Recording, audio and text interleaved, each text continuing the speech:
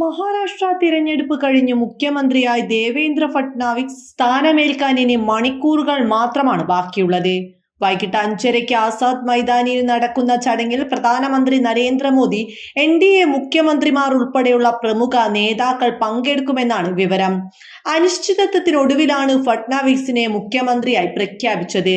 തട്ടിപ്പിലൂടെയാണ് മഹാരാഷ്ട്ര കൈക്കലാക്കിയത് എന്നത് പ്രധാന വിഷയം തന്നെയാണ്. അങ്ങനെ ഒടുവിൽ അധികാരം കയ്യിൽ കിട്ടി സത്യപ്രതിജ്ഞ ചെയ്യാൻ തയ്യാറെടുക്കുന്ന BJPയെ ഞെട്ടിച്ചുകൊണ്ടുള്ള ഒരു വാർത്തയാണ് പുറത്തു വന്നിരിക്കുന്നത്.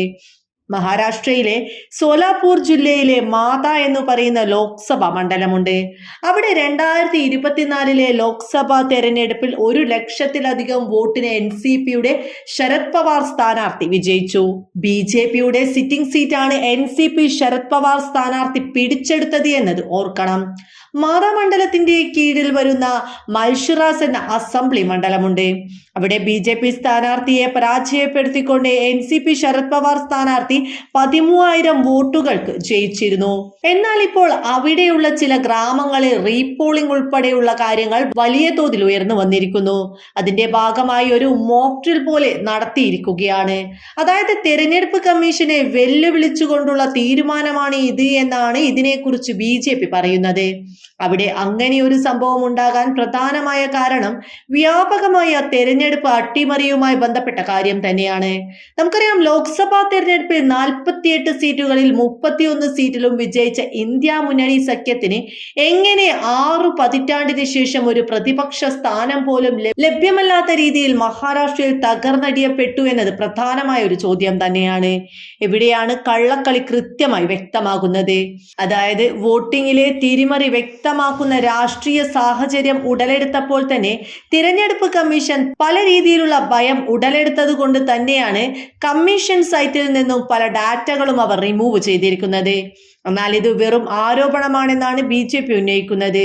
ഈ മാതാ ലോക്സഭാ മണ്ഡലത്തിൽ കൃത്യമായി പറഞ്ഞാൽ മൽഷിറാസ് നിയോജക മണ്ഡലത്തിൽ NCP സ്ഥാനാർത്ഥിയുടെ വിജയം അദ്ദേഹം ഒന്നാമത് എത്തേണ്ടിയിരുന്ന ചില ബൂത്തുകളുണ്ട്. അദ്ദേഹം ഏറിയ പക്ഷം ഒരു 30,000 വോട്ടിന്റെ എങ്കിലും ലീഡിൽ ജയിക്കുമായിരുന്ന തിരഞ്ഞെടുപ്പിൽ വെറും 13,000 വോട്ടിന്റെ ലീഡ് മാത്രമേ കിട്ടിയുള്ളൂ. ലീഡ് കുറഞ്ഞത് പരിശോധിക്കണമെന്നുള്ള ആവശ്യം ഉന്നയിക്കപ്പെട്ടു. മനസ്സിലാക്കേണ്ട മറ്റൊരു വിഷയം എന്താണെന്ന് വെച്ചാൽ, മുന്നണി തോറ്റുപോയ മണ്ഡലങ്ങളിൽ മാത്രമല്ല ജയിച്ച മണ്ഡലങ്ങളിലെ ലീഡ് കുറവും വലിയ രീതിയിൽ ചർച്ചാ വിഷയമായി മാറിക്കഴിഞ്ഞിരിക്കുകയാണ്. അതിന് കാരണമാകുന്നത് മഹായുതി സഖ്യത്തിന് അനുകൂലമായ രീതിയിൽ തെരഞ്ഞെടുപ്പ് കമ്മീഷൻ പല തവണയും കണ്ണടച്ചു എന്ന ഗുരുതര വിഷയം തന്നെയാണ്.